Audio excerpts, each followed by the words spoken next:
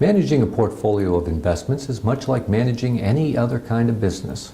To begin with, it is actual work, requiring considerable knowledge, resources, time, talent, experience, and above all, discipline. It begins with education. There's a great deal to be learned about macroeconomics, asset classes and subclasses, correlation matrices, Sharpe ratios, expense ratios, standard deviation, etc. Next comes access to resources, analytical resources to construct a truly diversified portfolio, and high-quality investment vehicles at a reasonable cost. Many of the more desirable vehicles available to professional investors are either not available to the retail public or require outlandish minimum investments from them. Experience is also important. After over 3 decades of bear markets in both stocks and bonds, along with some wrenching market shocks, one develops the comfort level needed to take full advantage of, rather than being taken advantage by, such turbulence. Finally, there is the time and discipline required.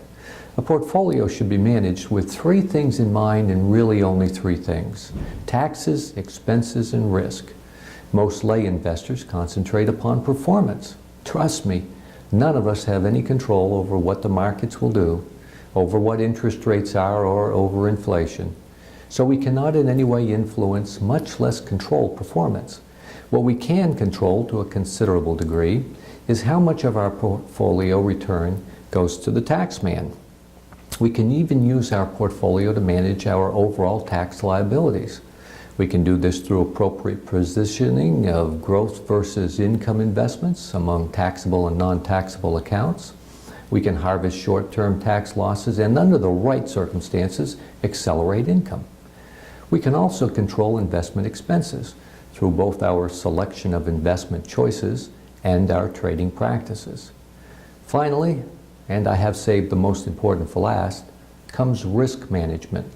We can and must conscientiously identify and maintain an optimal level of risk. It is true that, generally speaking, the more risk we accept, the higher our potential return. The key word here is potential.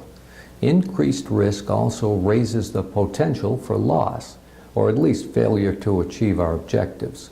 So identifying the level of risk most likely to achieve our objectives is critical. And once we have identified that level, it is equally important that we maintain it.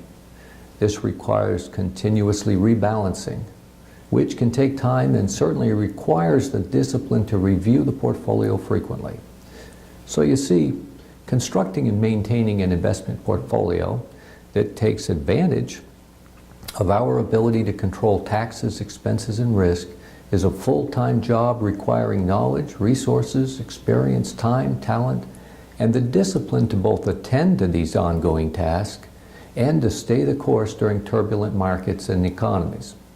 All reasons why we are willing to pay professionals to do all of this for us. If you have not already met with one of our wealth counselors, now would be a good time to call for an appointment. We very much enjoy meeting new people, and a complimentary, obligation-free introduction is a friendly and informal way for us to get to know one another. Thank you for listening.